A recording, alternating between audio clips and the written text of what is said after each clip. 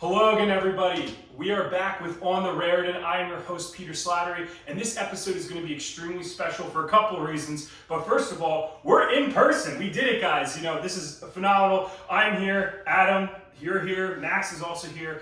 But the other reason why this is special is because we are doing a live interview with the winner of Rutgers Survivor Season 1. So just a few moments, we're going to introduce them. This is your last chance. If you have not seen Season 1 of Rutgers Survivor, and specifically the finale where the winner was announced, this is it, because you're getting spoiled, whether you like it or not. So I think, guys, without further ado, here comes the winner of Rutgers Survivor Season 1.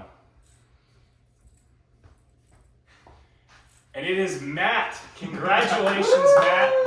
This was a long time ago. I mean, you won back in January of 24. Over a year. Over a year, so it's a little late, but awesome that you're here. Like I said, first of all, just congratulations. Thank you. I know collectively, we're all going to talk about what we think, but we thought that you were a really good representation of Season 1 and how you played the game, how you eventually, won the game, so it was just amazing to see. Yeah, do you guys have anything to say before we just go on into questions? Honestly, more of the same. Just great representative, great player. Happy you continue to be involved with Rutgers Survivor and the club as a whole, and just moving forward even more great things as you continue your time with Rutgers Survivor.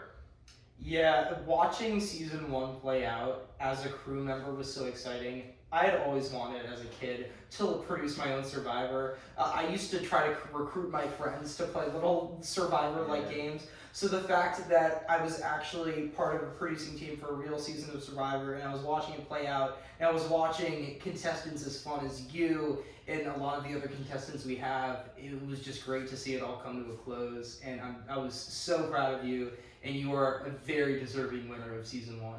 Thank you. Yeah, so guys, this format's going to be a little different, obviously, because we're live. So before we even start, thank you for taking time out of your schedule and your schedule. You're almost done. You're leaving in less than a month, and you're at Columbia about to finish up, 2/3 of your way through, I think. Yes. So, but anyway, this is going to be different because we're not talking about an episode where normally would, go through the episode, what happened, whatever. This is just a winner interview because we feel like, the winner, regardless of who it was, you were a great winner, but, regardless of who it was, I feel like they deserve to say their piece, how they played, why they made certain moves and all that. So, without further ado, I think we got to wrap it all the way back to the beginning. And my first question for you is, how did you find out about Rutgers Survivor? Because, without that moment, you want to be sitting right here.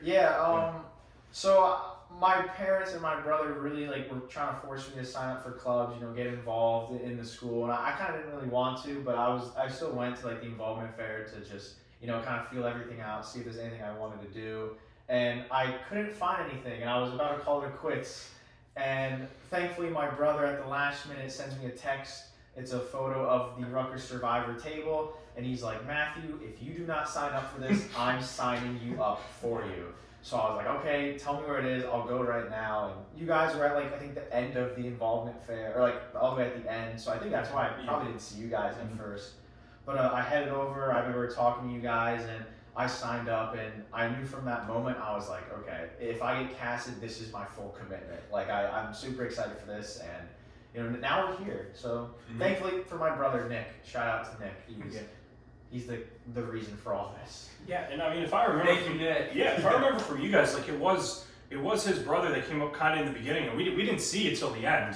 Yeah. So from what I remember, but that was 2 years ago. And also, what I do remember though is that we started the Rutgers Survivor Instagram a little bit before that summer prior to the involvement fair, just to kind of build up hype, even though we didn't know what official capacity we'd be in yet with Rutgers. And I actually remember Nick being one of the first followers. I don't know why that stuck with me. Oh, really? I didn't know that. Yeah, he was one of the people that followed the Rutgers Survivor page from the very beginning. So when I finally realized the last names were similar, I'm like, okay, that makes sense.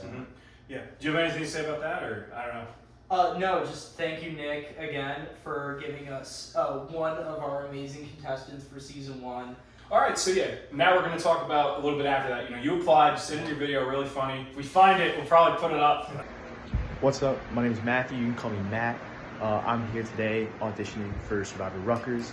I am a big fan of the show. I have been a fan ever since the dawn of time. Really, I feel like I was just born into it. I'm very competitive, I'm very athletic, and I'm just ready for challenges, and I'm ready for backstabbing, lying, I'm ready to form alliances.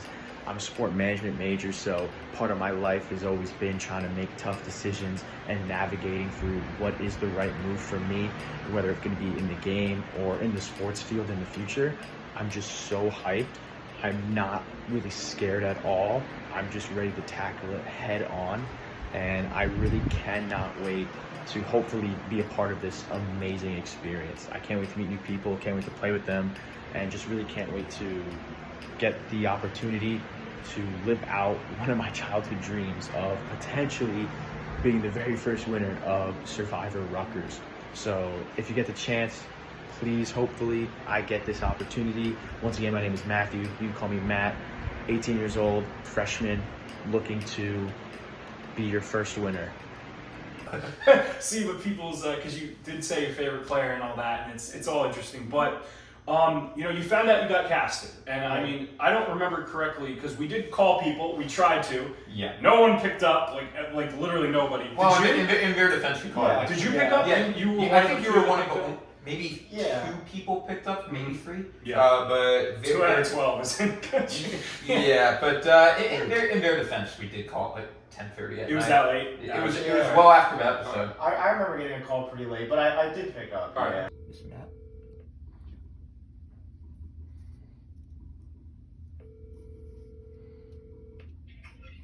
Hello.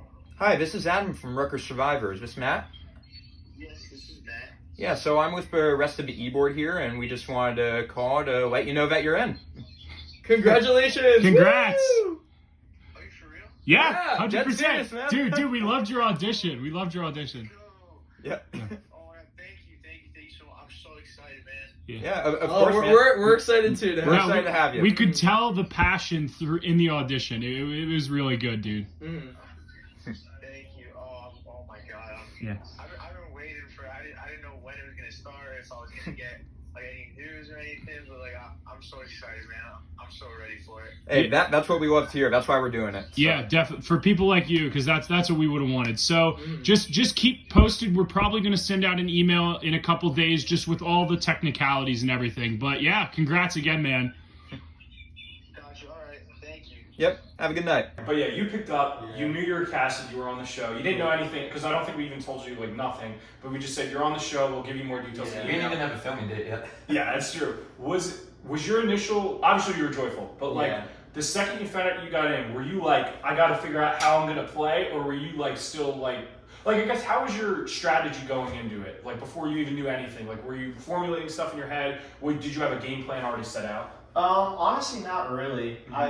My original thing, and I always said it to myself, and I guess I kind of confirmed I was going to do it when we did start filming. I was just, and I even said that final tribal too, was really just to kind of be myself because I knew this is, it's a college like experience, right? So I figured there would probably be other freshmen, other people looking to make friends and maybe even connect on a more personal level. Yeah. So on top of like wanting to strategize and put myself in a good position in the game, I also just wanted to meet new people and make new friends. And I've definitely done that with you guys, especially Logan and Kevin recently as well. I've gotten pretty close with them outside of the club. So that was just really my goal, was just to, meet people, make friends, and really just hone on our relationships going into the game pretty much.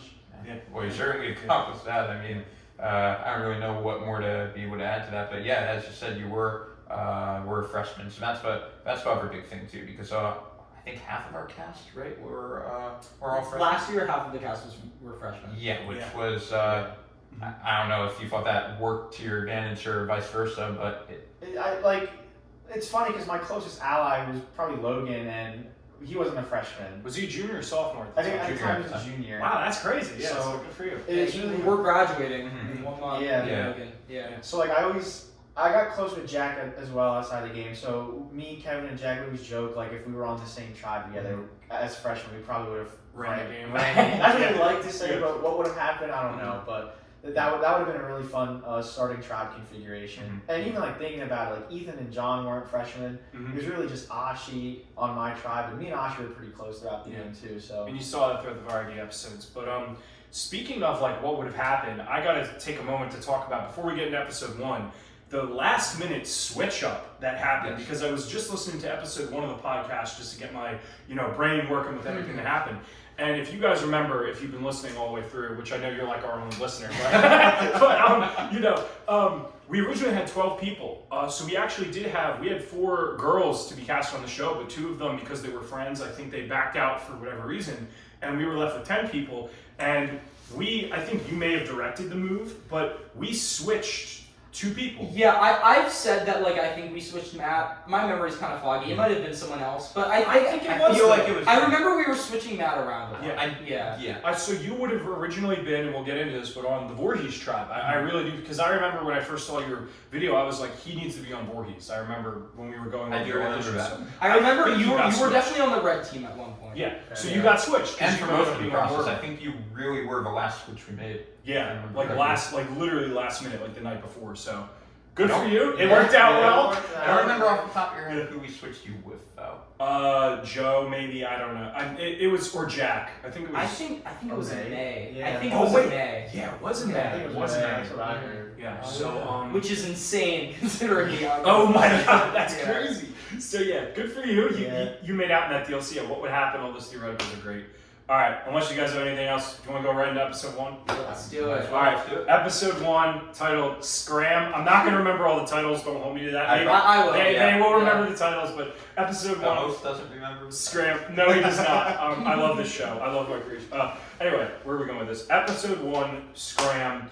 Yeah, you're coming in. You have no idea, like, I guess, what are your preconceptions about this? Like, did you have any idea what you were doing or anything to expect? That's the wording I'm trying to Well, first off, my first goal was to get there on time, which I failed. Yeah. I felt pretty bad, honestly. Not as badly as somebody else. Yeah, but to be fair, I was still learning the bus system. That was my first experience, like a real experience with the weekend buses. That's So fair. I learned that the hard way. Yeah. But no, so my goal was just to get there, and just kind of just start like scouting people out, like trying to, what I can see. And I was making a lot of eye contact with John. And then I noticed someone that had a Steph Curry shirt, which ended up being Kevin. So I was like, oh, that's a connection there. I love, Curry basketball. And so I was really just trying to go there and just make connections. And I see someone with a Boston hat. And, as we know, great Yankee fan. So I was like, okay, this could be something. But yeah, no, that. Sports Alliance. Yeah. But no, it was just to kind of scout people out was my first goal in there. Gotcha. Yeah. And I guess with we're not going to summarize every episode, but the immunity challenge, you guys won. I'm sure that you guys felt a sense of relief. Yeah. But going, I guess we'll get back to them if they have any questions. But into the second episode, did you feel worried or like okay, or like did you feel like you made a core alliance at that moment once you realized you won and you weren't going to tribal in episode 1? Going into the second episode, I did feel pretty good because I had the three-person alliance with Ashi and Logan had already been established. So I felt something really good there. Me and Ethan were talking on Discord, so I thought me and him were good. And then John actually drove me to the shoot, so we were very we got pretty close. We were joking and laughing a lot on the car ride. So right there, going into episode 2, in my head, I'm like, okay, cool. I'm good with everyone on my tribe without coming off too strong, just casual conversation. So I thought going into episode 2, I was in a pretty good shape. Awesome. Do you guys have any questions for the beginning, episode 1? Yeah. So how surprised were you when you found out that Boston Green was throwing out your name? Yeah, I was really surprised because had he not done that, I probably would not have pitched his name. Honestly, I thought we were good, and who would have been the target if not Ethan? I have no clue. But like I said, I thought we were good, and I thought we could bond. And he claims that I never talked to him, which is not the case because we had plenty of conversations on Discord, and he even acknowledged it in the episode. So yeah, I was just very surprised, and at that moment, panic sets in. Okay, I cannot be voted out of this game so early. So I guess my big question, it's not necessarily pertaining to any episode, but more in between the film shoots. And some players obviously are much more into like trying to create alliances and stuff outside of the game because you can do that in college version. So I'm curious, just from your perspective, how much did you try to do that? Did you have an intention to do it and it didn't play out, or the other way around? What was the strategy with that? Yeah, so I definitely wanted to, but this was the first season, so I didn't know like if doing that would make me come off as like trying too hard and maybe put a target on my back. But thankfully, I was one of the first people to join the Discord, and thankfully Logan reached out to me, so I didn't even have to reach out to anyone. And right there, I solidified something, and then I suggested Ashi join because she was the only other person in the Discord server at the time. So the three of us, we just kind of formed it like instantly, and from there I just felt great. So I didn't have to actually go out and really do much. Nice. Yeah, that's awesome. Yeah, and I guess like Max touched on, we're gonna go a little bit in episode 2. This one, Wordland did not have as much luck as they did in the first one. There's no trivia. Yeah. It was the athletic challenge. We'll get more info on that for the future athletic challenges here. But for this one specifically, yeah, you guys lost. And like he said, Boston Green was just throwing around your name. Yeah. And I guess my question was how, because you touched on it a little bit, how scared were you going into that tribal? Because I mean, just talking to you after, it sounds like you were crapping bricks a little bit, especially when your name showed up as the vote for one of them. But yeah, any intel on that, or any part of episode 2 you thought was interesting? No, yeah, I was absolutely terrified going into it because I had a spoken alliance with Logan and Ashi, but tribal's where you go to test your loyalties. So I was really I had to put my faith in them in that vote, and thankfully they did. And also, I didn't realize John trusted me as much as he did. Mm-hmm. So like watching back the episode, realizing John just absolutely trusted me, so that was a shock to me. So really, in hindsight, I was always fine. I just didn't know it. Mm-hmm. But no, yeah. So with that in mind, not knowing John really liked me, I was just so nervous because someone could have flipped John or Logan, and I would have been toast, and I would have been really upset. You weren't the first one out, but Yeah. the second isn't much better. First one on the tribe. Yeah, go for it. Yeah, so I have a question because we're after this episode is the merge. So while we're still on the Wordland tribe, I think the tribe came across in the episode as really funny. You had Boston Green constantly cracking jokes. Yeah. You had Logan joining in on the humor. You had John being very cutthroat in his confessionals. So did you feel that sense of levity, that sense of humor when you were on the Wordland tribe, or were you feeling more scared than anything else? No, there was definitely Ethan always put a smile on my face every time. Even when he was chirping at the other tribe, people were thinking oh, he's gonna put a target on our back. I was just laughing because it's funny. And John was always he was really funny the way he talks to people. Yeah, I mean he was voted funniest contestant. Exactly. He's very outspoken in a really funny way, so it was good. And Logan's a really chill person to talk to, and Ashi's pretty she's more quiet, but she's good at listening. She's very good to talk to as well. So yeah, you had that one of my favorite moments, not just in the episode, but I think the whole season, because it was one of the more human moments of the season.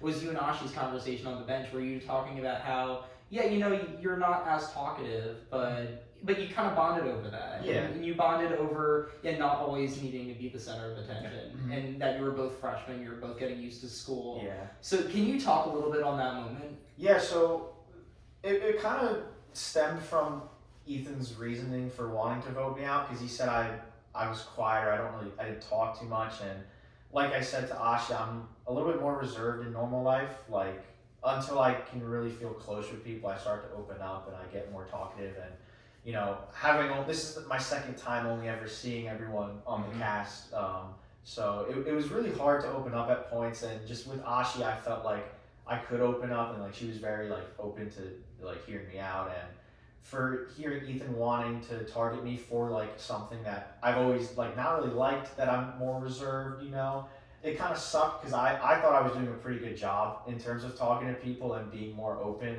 and somewhat talkative.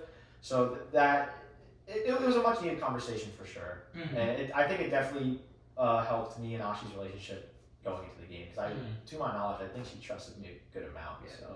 And you couldn't have been doing it that bad because everyone else voted with you. Exactly, and Yeah. of course at the time I didn't know that. I didn't know how good of a position I really was in. So I'm happy everyone had my back though. Well, it's based off of the amount Ethan, like you said, was chirping the Bugger tribe. I'm pretty sure anyone would be introverted by comparison. So that makes sense. Yeah, the relativeness. And I like the question you brought up previously where it was mentioning kind of like, we can do all the effort we can to set up the game, but it's really the contestants who bring it all together. And like Ethan and John and Logan, they make the vibe of the game enjoyable to play because at the end of the day, it's not for $1 million.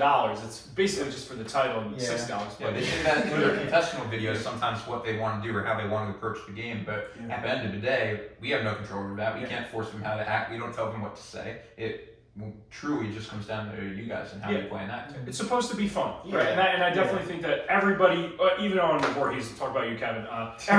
Everyone made it a great time, so it was great.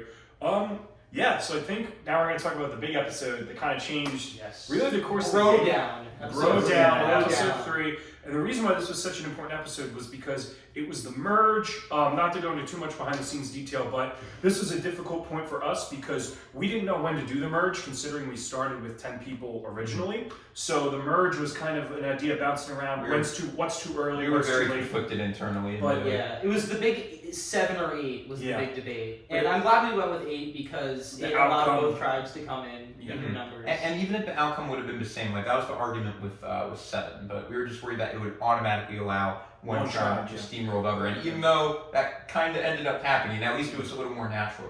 And like what you just said, because there's so few people already, and you've only at that point would have met each other twice with weeks spread apart, it really would have been tribe versus tribe anyway. But I'm glad with the outcome that we did. So my first question for this is, with the whole merge fake out, did you believe it initially? Like, just quick answer, I guess, I don't know. No, I definitely did. you were like, we're switching things up, and I'm like, oh, great. Okay.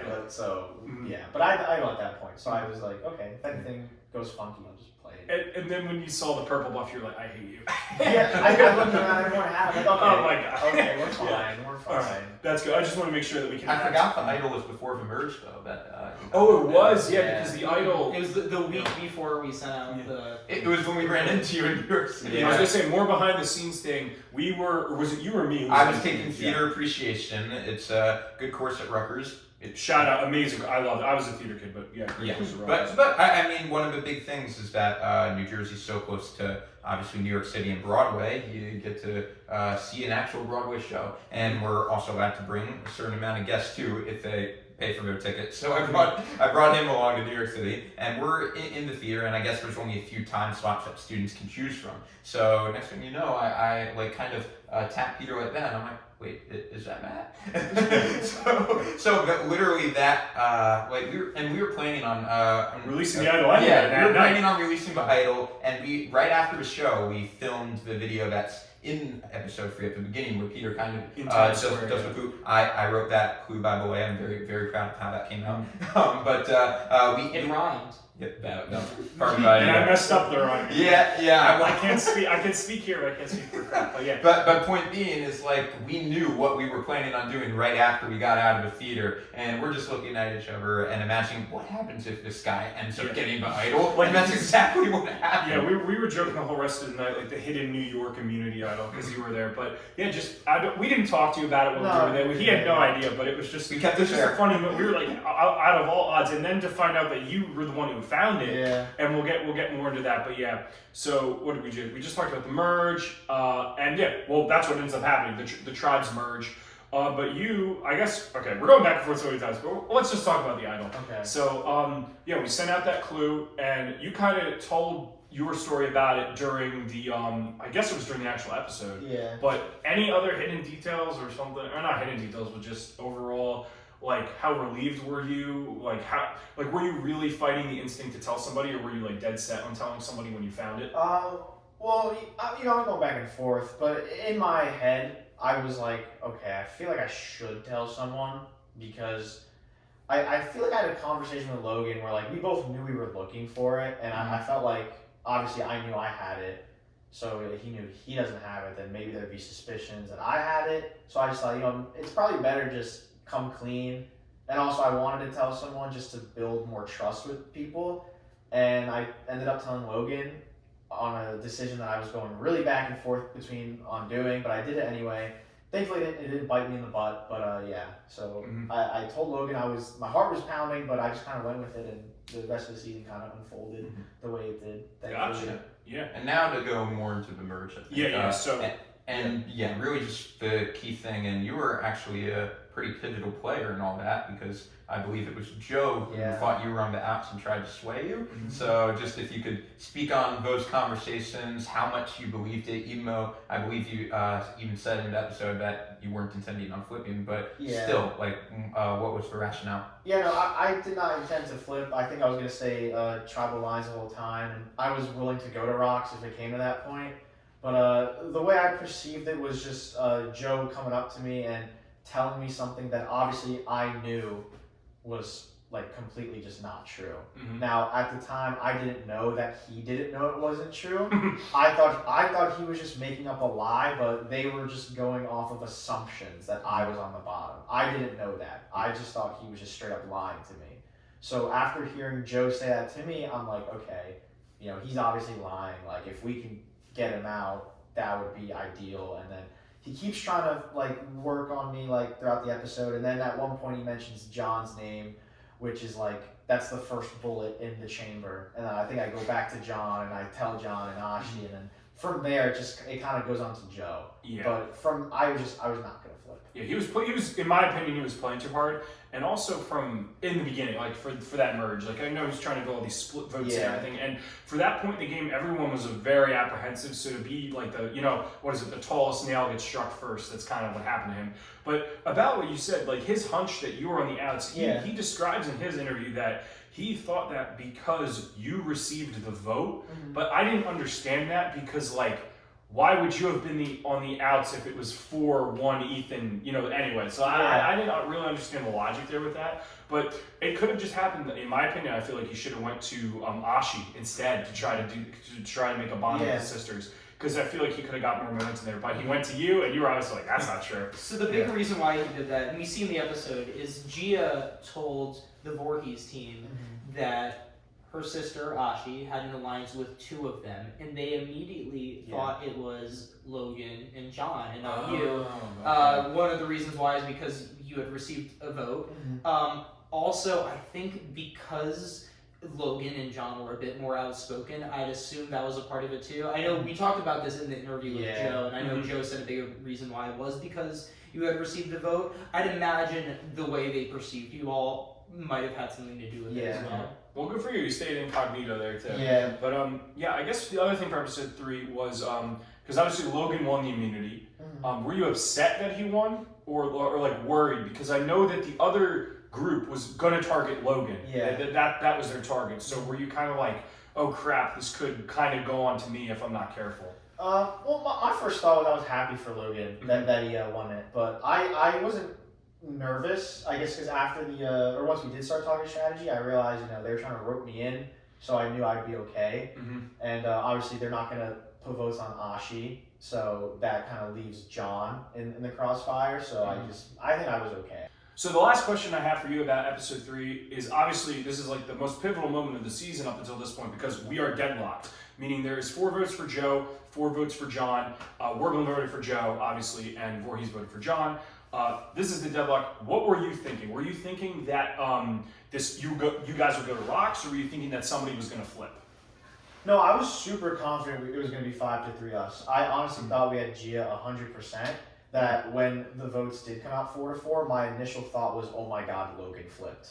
That's how how confident I was that we had Gia. And then of course I found out like 10 seconds later we didn't have Gia. Yeah. So, but no, I was super shocked. And in terms of trying to convince her, I followed the motto: talk less, smile more, and I let everyone else speak. And thankfully, Hamilton, I like it. Yeah, so everyone else kind of got her to do it. So. All right, awesome. So for episode 3, actually, that's the biggest part. We're going to kind of skip through the next 2 episodes because it was pretty obvious, at least from the viewer's perspective, that if Kevin or Jack didn't win immunity, then they would kind of go out back to back, and that's unfortunately what happened.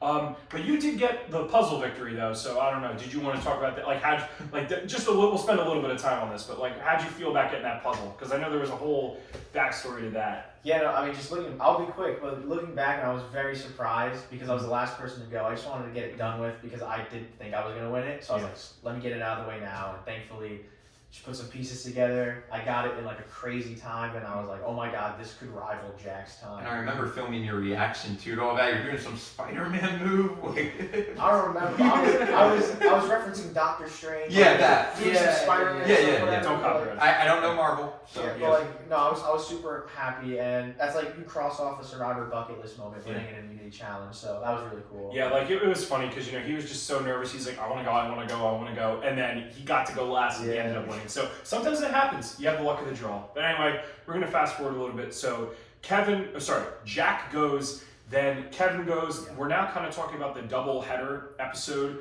where Kevin was the first part. Yeah, Kevin was the first part, and it wasn't like we've mentioned before. It wasn't a double elimination for the viewers, but it was a double elimination for you. And I guess we can kind of go into this. We'll speed through what happens, but when you found out after Kevin goes, because there's the whole idol fiasco. Okay, I guess we'll do this for the idol fiasco. Yeah. Tell us about that, because I know you probably got so much. Did you think things were going to completely blow up? Your change of plans, everything, like the whole texting thing? Yeah, anything about it. Yeah, so I mean, I guess there's a lot of conversations, and then I just get a text from John because he sees me talking, and I just wants to affirm that the plan is still in motion. And he texts me, "Is Ashi doing Matt?"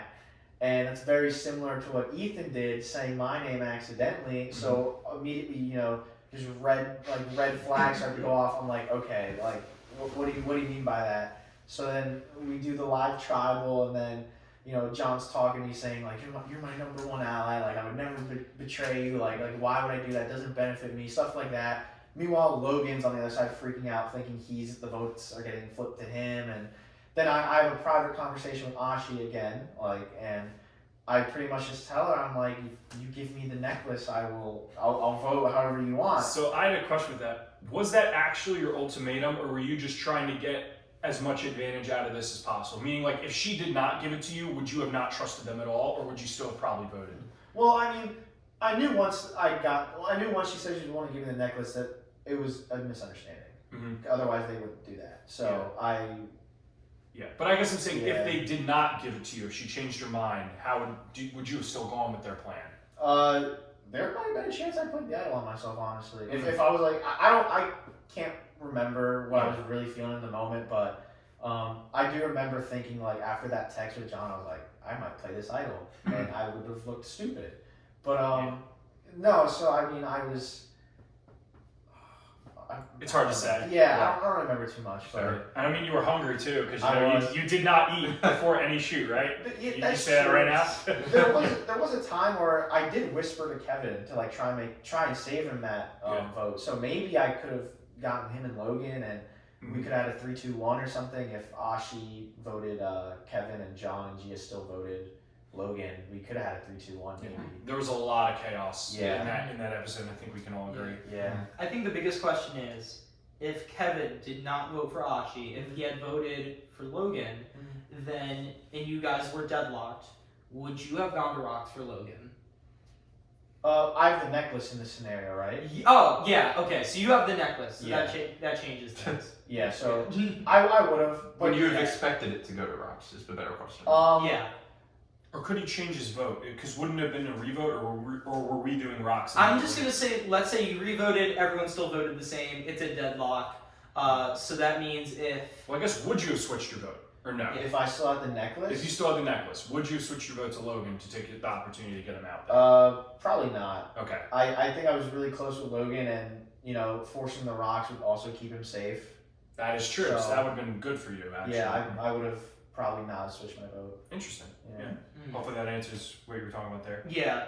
It would have been, in that case, it would have been Ashi, John, and Gia drawing Rocks. Yeah. Mm-hmm. And I mean, so that's interesting. That's interesting. Yeah. So if your block of 3, your alliance with Ashi and Logan, Ashi would have had a 66% chance of staying. So it seems like the logical choice. Yeah, good decision there. And then, so what ends up happening, obviously, Kevin votes for Ashi out of spite, kind of screws him over for, we're not, this is going to be debated for a while, but, not guaranteed that he would have been safe in the rock draw, but we never know. Yeah. He gets eliminated, and this brings us into the surprise. So my question for you is, I know you kind of talked about how you wanted the omelet. Yeah. Do you want to go into a little bit about why you wanted an omelet so bad? And second, what was your, I know you kind of explained, what was your reaction kind of when you found out that no, I'm not going home, no, I'm not getting that omelet, someone else is going home today? So I wanted the omelet so bad because I never ate before any shoot. I wanted the true Survivor experience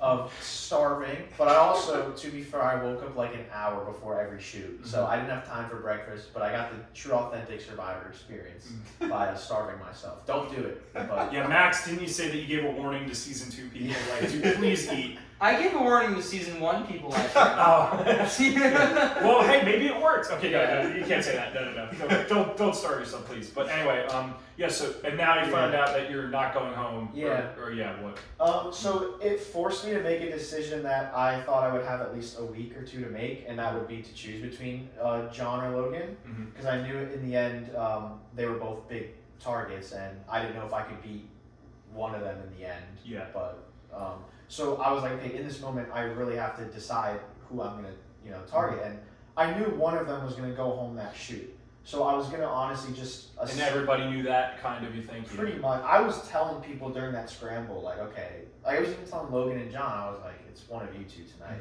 But so I was just gonna go into the immunity challenge and just whichever one maybe won would have made my decision a lot easier.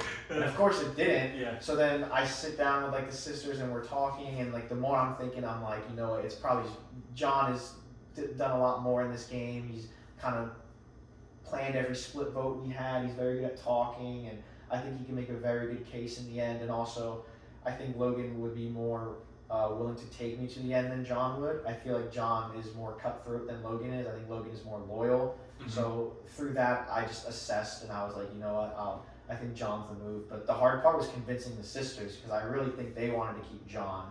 So it was just a lot of more work on them, and thankfully they voted John. And I love you, John, but for the benefit of my game, that had to happen. I mean, he was so entertaining. He was just awesome. But I mean, you're right. For the benefit of your game, that's just how it worked out. And clearly, the sisters were that close to John. Being able to flip that worked out in your favor, because by your own logic, they could have cut you at 4 then. That's what I'm saying. If it was a Final Four of me, John, and the sisters, I honestly might not be in the Final 2 or Final 3. I don't know. Yeah, and that's honestly what it looked like happening. Was basically it was going to be somebody in the sisters. That was kind of the idea behind you, Logan, and John all together. And it was going to be who could get that group together. But we'll see. If you haven't watched it, we'll see. Well, never mind. You have, because he's the winner. You'll see that doesn't work out quite to plan. But so that's what happens. John goes home, and we are in the Final Four. Oh, and I guess I should say, you got to play your idol, because you kept your idol, and you were automatically in your shoe. I did in my shoe. Is it still? Oh, you're not wearing it. I threw those shoes out. They smell terrible. Yeah. Do you have the notes still, or no? It's honestly, it's shredded cheese now. It's like in bits and pieces. But you have the band, I'm assuming. Yeah. Probably. Somewhere. It's somewhere. I have to say, Peter, I remember it was very dramatic. He played the idol. And then you kill the moment and you say, do you have the piece of paper? I was thinking that. I was nervous. I'm like, do I need the paper? Yeah. I was so nervous. Yeah, I was like, what are you doing? You don't need a piece of paper. We know what Bible is. My thinking for that was going to be, because it was obviously an elastic band, I thought that the contestants were going to think that this is fake. So I wanted to say, do you have the piece of paper to prove it? No, but then the drama. I know. It's totally fair. Yeah, I actually think it's funnier the way it is. We just like to mess with you. Oh, really? I actually scared you? I thought it was just a nonchalant comment. No, because I was like, oh, it's not valid. How upsetting would that be? Yeah. I mean, you didn't get any votes anyway. That would be hilarious. Yeah. So you kind of played it for. Now you could have had the opportunity to do some crazy move where you play it for John and get out Logan, but then again, like you just said, it could have been like John and the sisters or you, and it would have been too much to risk. So I think you made the right move there. And now we're in the Final Four, and this brings us to the last biggest twist of the season, because as you so excellently say in the podcast for episode 7, that this was not the last immunity challenge. The last immunity challenge happened for the Final 5. this was the big twist that we had where there's no immunity, like I said. Instead, what you guys were playing for was an extra vote, which means, I really like this a lot better, that there are 5 votes in play. So if the winner can convince one person to vote with them, they're safe and they go to the final 3, assuming that season is a final 3. So what was your initial reaction to that twist announcement? I was like shocked. I was like, I don't think we've ever seen that in Survivor before, right? No. So like I was shocked, and I'm like, okay, you know, it's more pressure, but just because you win the challenge doesn't guarantee your safety. So it really just kind of comes down to your relationships and convincing people. And so I kept that in the back of my mind, but I knew maybe winning it would put a target, or whoever would win it, I figured would put a target on their back. But in my head, I'm like, I just can't lose this, so I have to do what I can to win it. Yeah, and I mean, we love the twist because, you know, like we just said, it gives that person not the guaranteed shot, and it still shows that the person who won that challenge has to have that social capital to be able to talk and communicate with people enough. And it's so tangible because imagine, you know, if they all ganged up on you, and I know that was the plan. Yeah. Logan was trying to spin a little bit, but your connections were so strong enough that he didn't have the 3 people to go after you. And that was basically the idea behind the twist, being like if one person is clearly on the outs for whatever reason, they still have a chance if they know how to control their own destiny and be able to, like I said, just convince one other person, and that's what happened. Yeah, so one of my favorite twists in Survivor, but I mean, we're biased, but you know. It's literally our twist. I loved it. I just feel like it was the perfect balance. Way better than fire making. Yeah. Jeff Probst, please take I would notes. agree with that. Yes. I think many people. I hope for 50, I know they're not doing fire making, so I guess. Well, we don't know that. Whoa! We It's don't a know vote. that. We don't know. If there's a vote, we don't know the results of the vote until the season airs, I don't think. Oh, really? Well, they said they're not doing fire making, I thought. No. I think there's a fan poll that said that. Okay, Yeah. never mind. Regardless, Wow. whatever. Jeff Probst, listen anyway. I think it's a cool twist. Challenges the players. Peter, I hope you're right. I hope so too. Imagine they're like, and Rutgers Survivor brought us this amazing idea. Could you imagine? All right, anyway, we're going back to this. You won. Yeah. Now we're talking about the scramble. And yeah, I guess my question is, were you actually scared during this scramble? Because like we just said, you don't have immunity. You could still go. But did you think, maybe you were a little nervous in the front, but did you think in the back of your head, I think I got this. I think I'm making my way. Or was it not that at all? I didn't know I was safe up until voting, to be honest with you. I figured, or I knew Logan was going for me. It just kind of came down to if the sisters would flip. And they told me that they would both be willing to vote each other out over me, so I kind of just had to roll with that. And thankfully, you know, that was the case, and I, you know, made it to the final 3. Yeah, and you made it to the final 3 with Logan and Ashi. Yeah. So the Warblin 3 made it. Oh, so actually, really quick question. Is it the Warblin 3, the Warblin Alliance, or the Discord Alliance? Or is there some other name you don't know? Or no name. Oh, that's a good one. I However you answer now, that's the canon alliance name. The thing is, people are calling it the Discord Alliance, but like, I don't want to call it that because we only talk like In person. like that, and like if we did talk on Discord, it was like once a week, either right before the shoot or like directly after, and it would just text. It wouldn't be like voice chats or anything. So I'm like the Discord Alliance. I'll say like the Warblin 3, let's say. The Warblin 3? Yeah. Okay. Or the Warblin Trio or something. Yeah. Something like that. Alright. Yeah. Yeah, because So, it's the Warblin 3. If there's ever a Rutgers Survivor wiki, that's what it's called. Warblin 3. Alright. And I was going to get into this a little bit because, you know, on paper, and I've talked about this before, the season is really boring because it's basically a pagani, you know, like, but if you run it by the numbers, you know. Yeah. But what happens, you know, with the interpersonal relationships that you guys form and the alliances and everything, it's still a really interesting watch. Even though and as we've discussed multiple times before, the vote out counts were crazy. I mean, we had a time and 2 consecutive splits. So if you told somebody, oh, the one tribe gets dwindled down except one person after the merge, you might be like, that's boring. But no, it was a fantastic season. You guys did great. There's a live tribal mixed in there. Yeah, live too. tribal was in there. You guys did great. Yeah. Like I said, 3-2. One of my favorite episodes is episode 4, which is probably the most straightforward vote of the whole season, where Jack goes home and you split the vote. But I love that episode because it tells the story. It's the end of the story of the Kevin and Jack duo, Mhm. and like That's Jack right. gets like choked up during the confessional, and they're making all these plans, and Kevin's getting into a fight with John and Tribal. There's so much substance in that episode, Yep. and it's a straightforward vote, but it's so much. And Jack plays the fake idol. That was Yeah. hilarious. So that's more of a compliment to the whole season in general. But If yeah, there's that right people signed up. yeah. All right, so now we've got to the point. We're going to talk about the finale, the season 1 finale. So it was you, Logan, and Ashi, as mentioned previously. Pretty standard finale, logistics-wise. We brought back each juror had their own jury speech because we thought that was extremely important, and that also plays into an important dynamic because you're going to have the chance to talk one-on-one with every person that you did or did not have say in who got voted out. So it's a very pressing time for you because you got to prove why you're the winner. You ultimately did. That's why you're sitting here. But let's talk about this. So the finale. Yeah. You're going in. Do you think you have it? Yes or no? Like, what's your confidence level of taking the game? Like when you walk in there, or the morning of, or something? Honestly, I walked in pretty confident because I pretty much figured I had Jack and Kevin. Mhm. I wasn't gonna get Gia. I figured I wouldn't get Joe because, to my knowledge, he didn't like me up until that point. So the biggest question mark was John, but I felt like I could get John. So I was pretty confident going into it. Yeah. All right. Is there another No, that's it. All I right. tend So you to felt ramble a lot. No, so- so you felt confident. That's really good. I guess going into it, so you did your opening speech. Yeah. I think the key point for me in that whole opening speech, which kind of let you take control of the room, was when you stood up. I felt like that was a really good moment, and it showed that I am here, I'm ready to play, I deserve this dub, and that's what you got to do ultimately when you're in the finale. Do you guys have anything for the beginning of the finale that you think we should touch on? No, I think you hit on it perfectly. All right. You're ready to go on. Sounds good. So we're going through all the jurors. Now, was there any specific juror speech or commentary that you had back and forth that surprised you, either with the dialogue with Logan and Ashi that you had, or with the juror specifically you were talking to?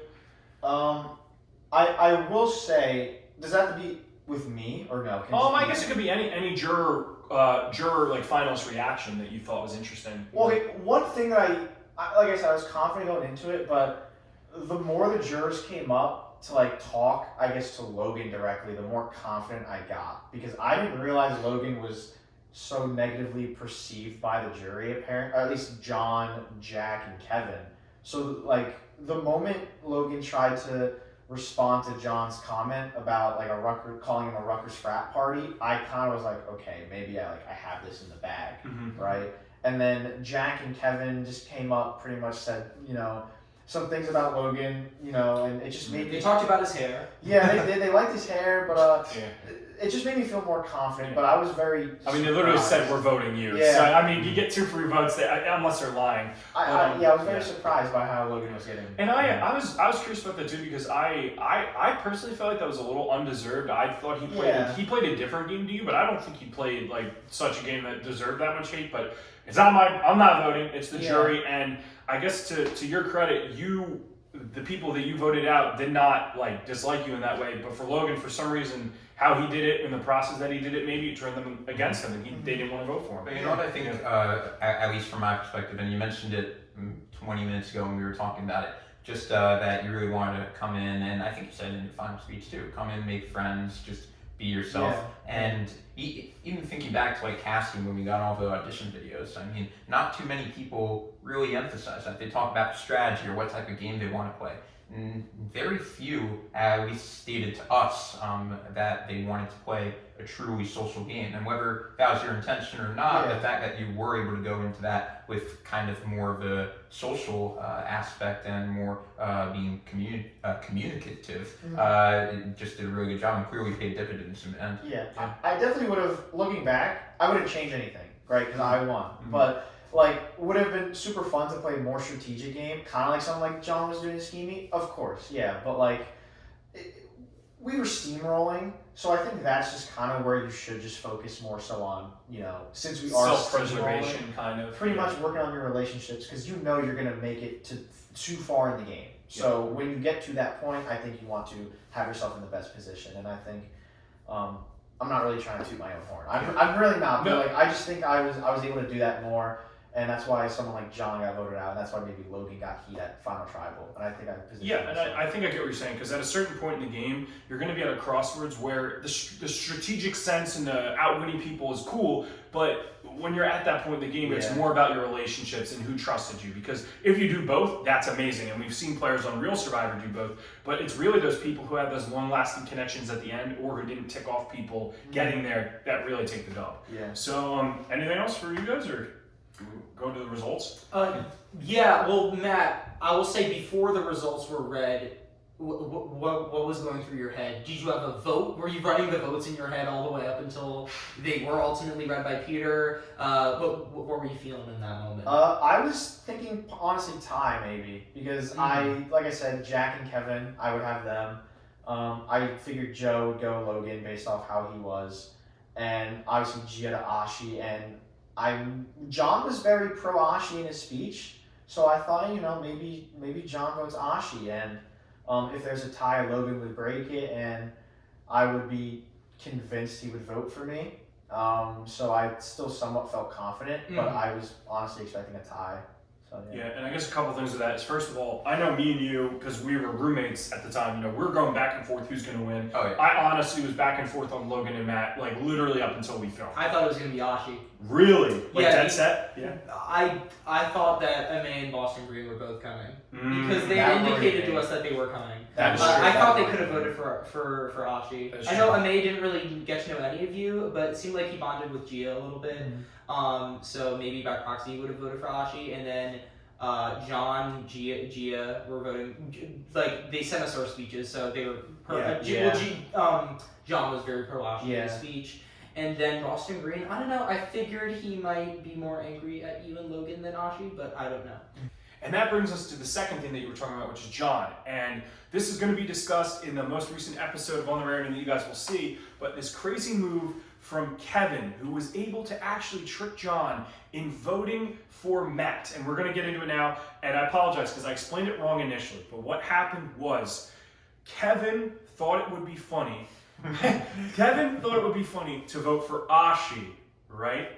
Because that's what he told. No, I got it. Okay, you say. I'm going to screw it up. All right, Go so Kevin whispered to John when they were sitting up there on the jury that Kevin was going to switch his vote to Logan. Because I think Kevin wanted to make sure that Matt won, and he figured that. But he told John it would be funny. What? That was his reasoning. He told John he would vote for Logan just because. Oh, yeah.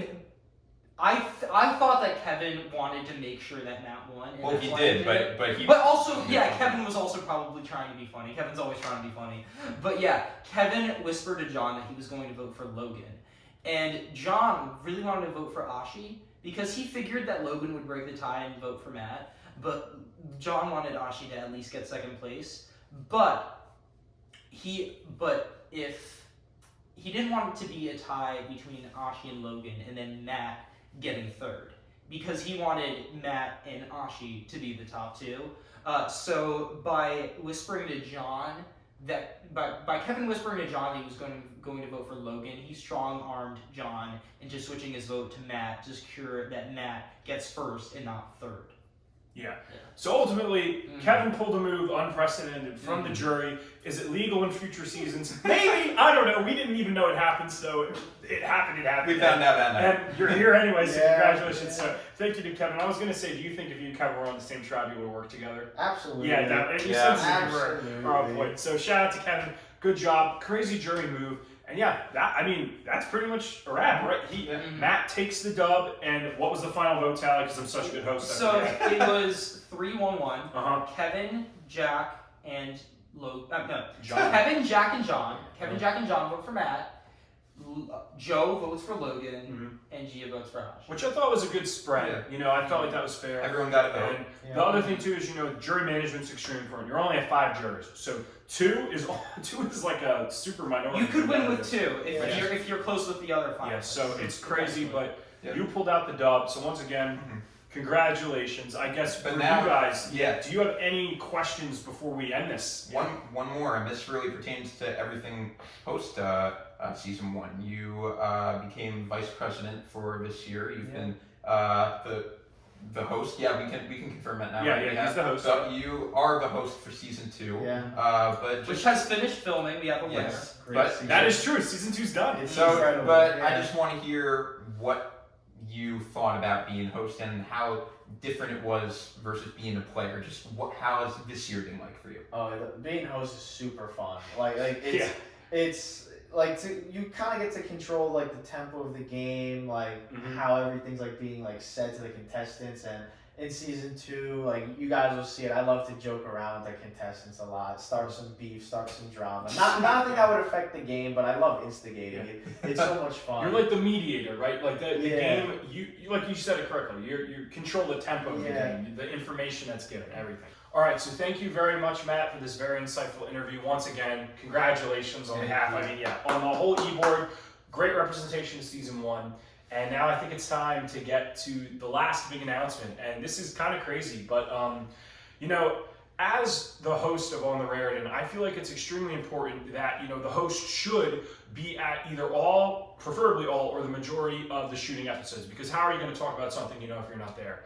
With that being said, as you guys know, me and Adam have been long gone. You know, in fact, right now it's almost been a year since we graduated. We're old guys. Yeah, we got to crash one shoot of episode 2, and it just doesn't feel right that I should be talking about season 2 unless I was there for the majority of those episodes. So, with a heavy heart, and it's sad, but I'm eager, you know, to move on to other things. I'm going to be giving up being host, and it's crazy to say, but season 1 of On the Raritan is me as host. And I'm here to announce the host of season 2 of On the Raritan, as I hope it continues. And that host will be Matt. So Matt, congratulations. Thank you. I hope that you can, you know, delve some insightful behind the scenes aspects of On the Raritan. It's very fun, it's very casual, and I hope you guys have enjoyed listening to me yap for, you know, the last 8 episodes. But you know, 9, yeah, you're right. I can count. I'm a math major, yeah. But you know, and it's been an honor, you know, doing it with you guys. So thank you, Max, for being on the podcast. Now, obviously, this comes with a written contract stipulation that we come back on an episode, at least one episode. We'll be back, don't worry. But Yes. I can't get rid of us too easily. yeah, I will be giving up being host. It has been an absolute blast, and I just can't wait to see what you guys do for season 2. Yeah. And if you guys remember, for the announcement for the host of the actual season 2, not On the Raritan, Matt was also the host for that, as we just said. He kind of did the closeout for that, so I find it fitting that Matt, we're going to switch seats here, and this will kind of be the blurb, you know, the transition from On the Raritan season 1 to On the Raritan with Matt DeGennaro, right? Yeah, there you go. If that's what you want to call it, you can call it something else. But all right, here we go. We're going to switch seats here. Matt, Look straight into the camera. congratulations once again. Here you go, Matt. Congrats. All right, you are now the host of On the Raritan. I think it's only right that you sign us off for this last I agree. podcast episode. You got this. All right, so thank you guys for watching the final episode of season 1 of On the Raritan with Peter Slattery. Stay tuned for more episodes of Rutgers Survivor season 2. It'll be coming out soon, and of course, stay tuned for season 2 of On the Raritan. But this time, it'll be hosted by yours truly, Matt DeGennaro. So once again, thank you guys for watching, and we'll see you next time.